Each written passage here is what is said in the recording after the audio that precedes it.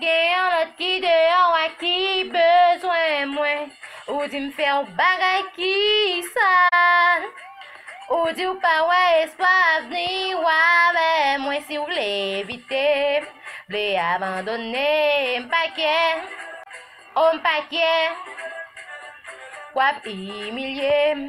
Wap ple de blaze mpakye. O mpakye. Sentiman mwen, fèm pedi tan mwen. Desan zaye mwen wè mèm fèm ki paren mwen. Bedi lonem devan famim, respect devan zamim. Ou stresem, ou pasispan blesem.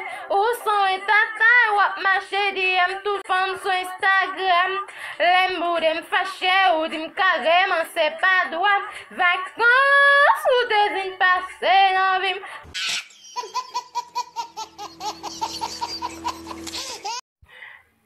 Oh non sa, quarantaine sa pa pou mwen du tout. Quarantaine nan pa pou mwen du tout. Paske mba chèche moun pou m'fon plume mba kapap pwen. Mes amis myo pou komot. Mba komote a mes amis ki ton numéro pou mwen non. Pou kapap pwen nan moun pou m'plume. Se mbezon moun pou m'plume. Mais quand il y a un double, je fais une cinquantaine, ça me dit, pas capable de passer là, quand on pas capable non, mais on monde pour plumer. Mais ça me change, moi non pour plumer, ça me mieux.